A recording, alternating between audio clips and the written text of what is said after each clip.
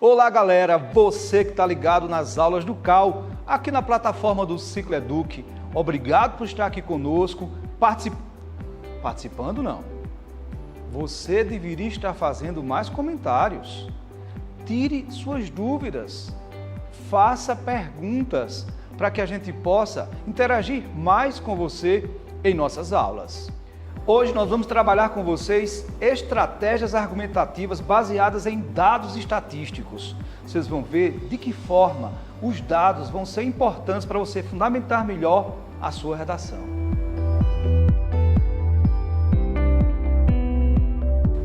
Vê bem, fiz aqui um projeto de texto. Obviamente, o texto não está completo porque o objetivo da aula hoje está focado no dado estatístico. Então, peguei o que interessa para a aula de hoje. Então, veja só. Em termos de introdução, o que é que nós temos? O contexto e a tese. A população prisional feminina chegou à marca de quase 40 mil mulheres privadas de sua liberdade. Então, veja, isso é um dado que é importante para a gente entender o que vai acontecer. Lembrar que não há problema de repertório sociocultural se você usar um dado no contexto e um dado na argumentação, que é o que vai acontecer. Não há problema com isso, tá certo? O problema há quando você usa o mesmo dado no contexto que você vai usar na argumentação. Aí realmente você está demonstrando baixa informatividade na construção do seu texto, tá bem? Voltemos. Olha só, aqui eu falo que há esse número de mulheres aprisionadas. E vou para a minha tese. Vê só, inclusive, estão vendo aí que letra bonita, né? Claro, do professor Silvio, logicamente. A população prisional feminina é composta principalmente por mães que cometeram crimes sem violência. Como você sabe, Silvio escreveu. E olha a observação que ele colocou nessa vírgula. O que é que Silvio queria quando circulou? É claro que ele passou um bom tempo fazendo uma vírgula dessa que eu não consigo no dobro de tempo, né? Mas o que é que Silvio queria com isso? Qual era a intenção dele? Veja o quanto é importante o uso da gramática na construção do seu texto. Vou chamar o professor para conversar conosco sobre isso. Silvio. Ok, como é que você está, Rosenberg? Tranquilo? Tranquilo, meu amigo. Beleza. Muito bem. Antes de você pois não. Nos esclarecer, eu vou dizer exatamente o que é que se pensou nessa tese. A tese quer dizer que a população prisional feminina ela é composta principalmente por mães. A maioria é mãe. E a maioria cometeu crimes de natureza leve, sem a violência. Era exatamente isso que a tese queria dizer. Mas a partir do momento em que você colocou essa vírgula, obviamente algo você queria demonstrar em termos de importância da pontuação na construção do nosso texto. Verdade. No momento em que eu estava copiando aqui a informação, eu pensei, será que a colocação desta vírgula estará atendendo à intenção da tese construída pelo Rosenberg? Então, a colocação da vírgula diante, no caso antes, antecedendo o pronome relativo que, fará ou faria com que houvesse uma generalização, ou seja, como que todas as mães, tá certo? Elas cometeram crimes sem violência. É essa a sua intenção? Não. Não? De jeito nenhum. Então, vê bem. A ideia que estava se pensando em ser construída era que a maioria das mães cometeu crime de natureza leve. E não todas. Aí, a partir do momento em que você já chamou a atenção da vírgula, estava se pensando em ter um outro sentido, que no caso era de generalização. Todas as mães cometeram crime sem violência. E não era isso que se queria dizer. Então veja como um simples problema poderia, inclusive, talvez tangenciar o tema. Então, vamos tirar essa vírgula. Vamos. Primeiro vamos pensar no seguinte, Rosenberg, e você que está nos acompanhando aí, tranquilo, sentadinho, sentadinha, mas acompanha aqui conosco. O termo principalmente já estabelece nessa possível tese, né, uma ideia de que se existe algo principal, existe algo que não é principal. Então já distinguiu. No momento em que distingue, mostra que há uma maioria, que no caso é a maioria das que estão aqui aprisionadas, então já não é o todo. Não sendo o todo, então já não é uma generalização. Então já caberia a retirada da vírgula. E o segundo aspecto, Rosenberg, você que nos acompanha, é que a presença da vírgula, como já dissemos, ela torna esta oração seguinte adjetiva explicativa, que é aquela que generaliza. Então, se você quer ou queria, de fato, falar restringir, dar uma parte e não o todo, então esta vírgula, ó, ela é retirada, ela tem que sair daqui, senão a mensagem vai estar confundindo a informação principal. Olha só que coisa importante, galera. Com a presença da vírgula aqui, o construtor do texto estava dizendo que todas as mulheres que eram mães, elas cometeram crimes sem violência. E, na verdade, a ideia é que a maioria, principalmente, então não há a presença da vírgula. É isso, professor? Exatamente. Vírgula não é apenas um enfeite. Vírgula não é apenas um descanso da fala ou da leitura. A vírgula tem um aspecto, sobretudo, semântico. É muito importante saber onde colocar a vírgula, porque ela pode mudar, assim, de maneira substancial, o sentido, o significado, o valor semântico da frase. Obrigado, Silvio. Daqui a pouco, fique perto, fique no auditório. Daqui a pouco eu chamo você de novo para participar da nossa aula. Até já. Olha só que coisa importante e significativa, galera. Então agora a tese já está clara, já está definida. Então o que é que eu quero dizer? Que a população prisional feminina é composta principalmente por mães e é composta principalmente por mães que, na sua maioria, cometeu crimes de natureza leve, ou seja, sem violência. É isso o que vai ser provado ao longo do texto. Tese esclarecida, vamos começar o trabalho com a argumentação. Vamos lembrar bem direitinho, certo? Como é que eu vou argumentar? É necessário que entre o primeiro argumento e a introdução nós tenhamos um elemento coesivo que vai estabelecer essa relação. É necessário, extremamente importante, organizar o texto. Você acabou de ver com a participação do professor Silvio o quanto a gramática ela é necessária, tá certo? Então vê bem, que tipo de argumento nós vamos usar? Vamos usar hoje o dado estatístico. Olha só o dado que eu trouxe. 74% das mulheres encarceradas são mães. Isso aí tem como fonte o Instituto de Defesa do Direito de Defesa. Muito interessante aí, haja de, se o professor Silvio fosse corrigir na nossa redação, ele iria reclamar um pouco com tanta presença do D. Então, vê só, esse é o dado. Onde é que ele vai se enquadrar no parágrafo argumentativo? 3 partezinhas básicas na construção do argumento. Primeira, coesão, para ligar um parágrafo a outro. Depois, a prova, a estratégia argumentativa. Hoje, dado estatístico. E, por fim, a análise crítica. Essa é a estrutura básica que nós trabalhamos. Obviamente, você pode fazer uma conclusão. Para mim, desnecessário. Tá certo? Repetitivo. No lugar de você fazer uma conclusão do parágrafo, obviamente a conclusão do texto é absolutamente necessária. Então, no lugar de você fazer a conclusão do parágrafo, use isso mais para análise crítica, para a autoria do texto. Então, são essas 3 partes básicas. Coesão, a estratégia e a análise crítica, tá ok? Então, vamos lá. Agora nós temos esse argumento aqui que vai provar parte da tese. Olha que coisa também significativa. A tese, ela está dividida em 2 partes. Na primeira parte, eu falo do que compõe esse sistema prisional, mães, principalmente. E depois eu falo do crime que eles cometeram. E a maioria cometeu crime de natureza leve. Isso vai ficar para o segundo argumento. Olha a tese como foi bem construída, em 2 partes. Agora, não são partes muito diferenciadas. Claro, e nem deve ser. Você já imaginou se você coloca 2 partes da tese discrepantes, a dificuldade que você vai ter lá na intervenção para poder resolver isso? A tese está dizendo que elas são mães e que a maioria dessas mães cometeu crime de natureza leve. Uma proposta para resolver isso, tá bom? Fique ligado. Então, vê só. Nós vamos primeiro provar a primeira parte com o dado estatístico, tá certo?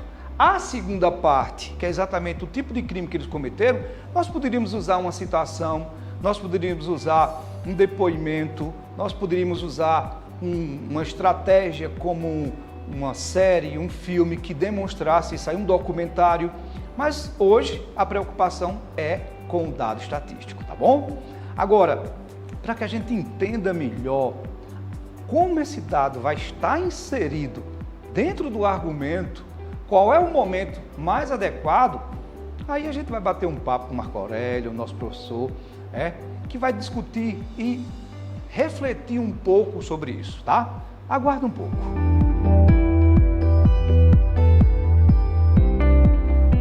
Olá, galera, estamos de volta agora com o professor Marco Aurélio. Olá, galera.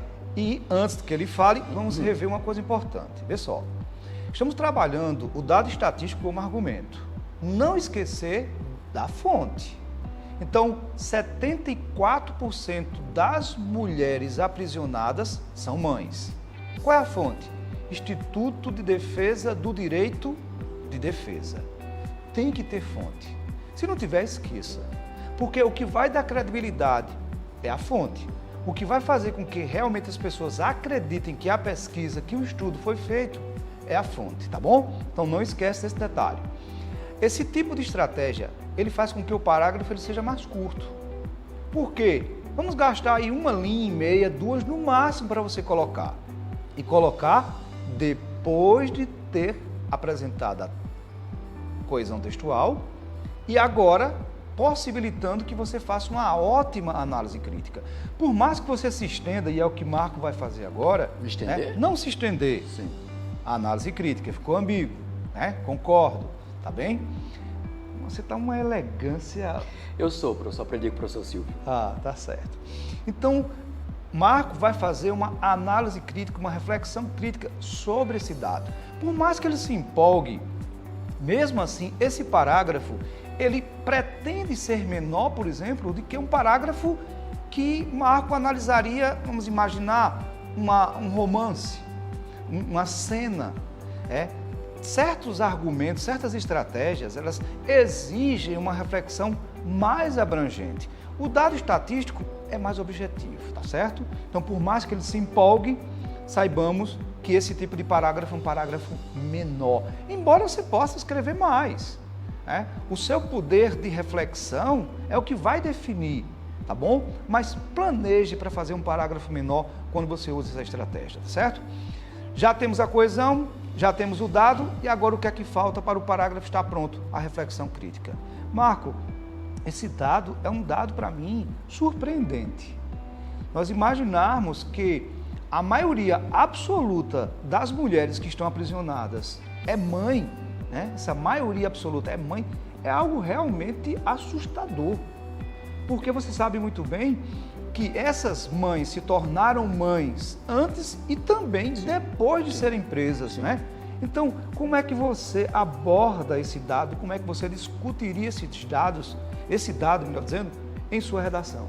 Bom, primeiro Olá, galera. Primeiro, existe uma coisa assim que a gente tem que pensar, Vamos pensar nesse dado, vamos pensar nesse assunto de maneira o mais imparcial possível, sem levar em consideração as emoções, porque é mãe e tal, aquela coisa toda. Eu estava vendo aqui alguns dados interessantes, professor Rosenberg. A maioria das presidiárias, elas são jovens, mães solteiras, são afrodescendentes, com baixa escolaridade e a maioria se envolve com o tráfico. Tá? Então, por que uma mãe, normalmente, estou falando daquela mãe que já era mãe antes da prisão, tá? Ela se envolve com o tráfico? Provavelmente para garantir o sustento da família. A gente tem que pensar realmente nisso. Tá? A mãe, não vamos também mitificar muito a palavra, porque há mães e há mães que não são mães, não tem esse perfil de maternagem. Tá? Normalmente as mães elas têm um vínculo muito forte com a família, isso é do instinto da mulher, do instinto maternal que muitas têm. Tá? Então, quando presas, provavelmente por uma questão de necessidade, dinheiro, né, para sustentar a família, muitas são rés primárias, tá? Elas são presas e o filho, tá? Normalmente ele não fica com o pai. Eu estava lendo esse dado de uma pesquisa de uma pastoral do Rio de Janeiro, tá? Fica com outra mulher? Normalmente fica com família, certo? Fica com parente, fica com vizinha, certo? Então imagina que é uma mãe, tá? E aí eu já vou jogar um pouco a emoção, distanciado do filho e preocupada como está sendo criado esse menino, né? Que ligação familiar, que ligação afetiva essa outra família, quer seja uma vizinha, quer seja uma parenta, quer seja sei lá quem, tá? Está dando a essa criança. Entendi. Certo? Tá? Um outro dado que eu achei interessante é o seguinte: muitas delas são mães, né, dentro da prisão. Isso. Tá? E as crianças nascem lá, certo? E havia, na verdade, um costume, como havia em alguns estados dos Estados Unidos, como ainda hoje o há, essas crianças são retiradas dessas mães, certo? No Brasil, há uma lei de 2009 que assegura, né, o filho exatamente a continuar com a mãe, tá? Porque se vê a seguinte estatística: mesmo que esse menino, mesmo que essa criança, né, menino ou menina, esteja com a mãe presa, ele sofrerá menos ansiedade, né? Ele sofrerá menos psicologicamente do que se ele estiver fora da mãe, né? Com outras pessoas, tá? Mas o que acontece ali é que essa criança, tá? Ela é criada ali dentro, muito sem liberdade, muito sem educação, e acaba sofrendo violência, né? Porque algumas presas apanham, isso está super interessante, né? Que eu vi uma reportagem, e muitas vezes as crianças apanham juntos, que era um caso de um bebê, acho que tinha 1 ano, o policial bateu o segurança lá, sei lá, o pessoal lá da prisão bateu na mãe e acabou acertando a algema no olho do menino desse, tá? Então imagina como a gente fica, tira ou não tira, tá? Segundo os estudos psicológicos, é melhor que se deixe a criança lá, são chamados filhos do cárcere, tá? Só um pouquinho. Na Alemanha, na verdade, as crianças que nascem na prisão, elas têm direito à creche e à educação. Na própria prisão. Isso, exatamente. Enquanto no Brasil não se tem isso. Ele está lá junto com a mãe e outras, né, presidiárias, certo? Dentro de um ambiente completamente insalubre, violento, né? Exposto a uma violência física, exposto a uma violência psicológica, né? Analisando o seu discurso, Marco, eu percebi 2 frentes de reflexão. Uma você deixou um pouco mais à parte e a outra você intensificou mais. O que é que você intensificou? O estado emocional da mãe. Isso. E outra frente que você iniciou, mas não desenvolveu, e que não há necessidade de acontecer isso, porque a reflexão crítica é o que você pensa, é o que você acha da prova, é que você enveredou por um caminho da causa, o que levou a mãe a estar presa. Isso. Certo? Ou seja, não se preocupe com a reflexão crítica no sentido de que eu tenho que ter um discurso único e absoluto. Não. O que é que você pensa? O que é que você acha? Obviamente não vai ser uma bagunça. Tanto não foi que eu percebi que você explorou as 2 frentes. A causa e o estado emocional dela no momento em que ela se encontra aprisionada, tá certo? Então não foi uma coisa aleatória. Mas é importante a gente perceber que esse outro viés que você desenvolveu, né, ele também seria muito interessante.